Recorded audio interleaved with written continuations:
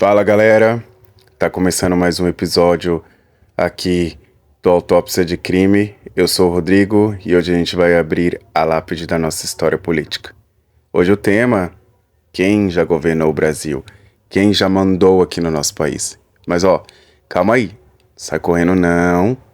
Eu sei que quando a gente fala de política e história dá aquele soninho, mas aqui o papo é outro, sem terno, sem gravata e do jeitinho que você curte ouvir, direto, leve e com algumas tretas que talvez você nunca tenha ouvido.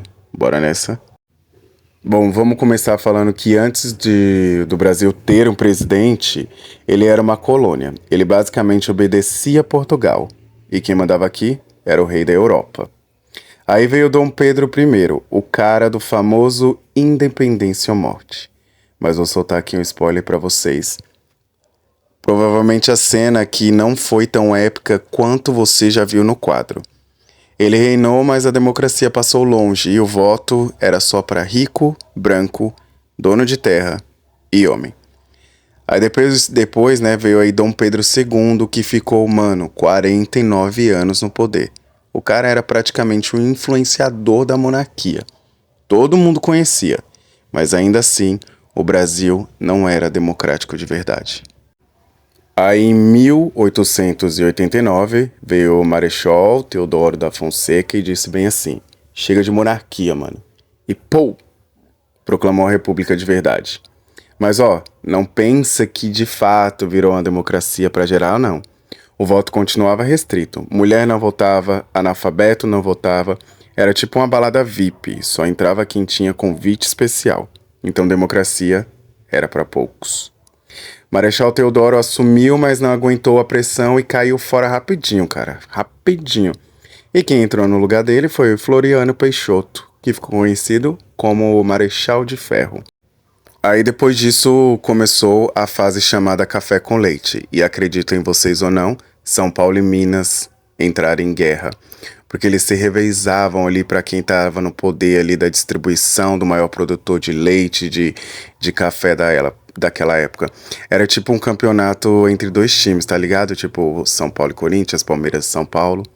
E teve o presidente Rodrigues Alves, que enfrentou a revolta da vacina. Imagina a galera quebrando geral, mano, quebrando tudo porque eles não queriam tomar vacina. Parece. Aí depois veio o JK, conhecido como Juscelino Kubitschek.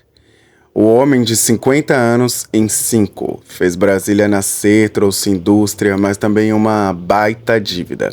Aí veio o Jânio Quadros, que renunciou do nada, o mano acordou e falou: não quero mais ser presidente. Dizem que foi uma manobra, mas flopou bonito. Quem assumiu? João Goulart, mais conhecido como Jango.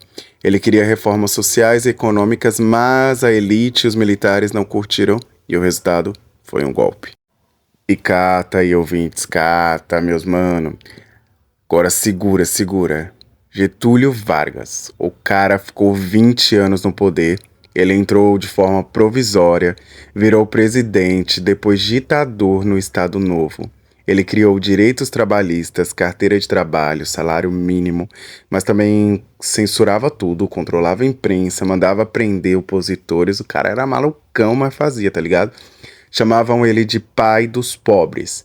Mas ele também foi odiado por muita gente, hein? E em 1954, cercado de crises, ele tirou a própria vida e deixou a famosa Carta Testamento que você pode encontrar na internet. Foi tipo um final de temporada que, ninguém esperava. Como eu tava falando, lá em 1964, os militares tomaram o poder, velho. E aí, meu amigo, a democracia foi de fato pro caixão. O presidente não era eleito pelo povo, era tudo indireto. Castelo Branco, Costa e Silva, Gesiel Figueiredo, todos eram militares. Esse período teve censura, tortura, gente desaparecida, pesado. Teve até o filme lá com a filha da Fernanda Montenegro que ganhou o Oscar. É baseado nessa época aí. Mas ao mesmo tempo teve o chamado milagre econômico. Foi onde o Brasil cresceu, mas a conta veio bem cara depois. Desigualdade e dívida lá nas alturas, mano. Mas o lema era: Brasil, ame ou deixo. E se você não amasse, bom, era só deixar. Em 1985 veio o fim da ditadura e o povo começou a respirar a democracia de novo. Tancredo Neves foi eleito, mas morreu antes de assumir. Que sorte, hein? Povo brasileiro. E quem ficou no lugar dele foi o Sarney. Aí depois veio o Collor, o caçador de Marajás, mas sofreu impeachment. O FHC criou o Plano Real e estabilizou a economia na época. Aí veio o Lula como operário que virou presidente, trouxe programas sociais, mas também polêmicas de corrupção. Depois veio a Dilma, que foi a primeira presidenta mulher e sofreu impeachment. O Temer, o seu vice, assumiu no improviso. E depois veio o Bolsonaro, que trouxe polêmicas, pandemia e polarização. E hoje temos o presidente atual enfrentando os desafios de um Brasil dividido e cheio de cobranças. O Brasil ainda enfrenta muita coisa, ainda tem muita coisa para mudar, mas eu tenho fé que a gente chega lá. Eu tenho fé que a gente vai longe ainda, que podemos, quem sabe, aí nos tornar um país de primeiro mundo, quem sabe?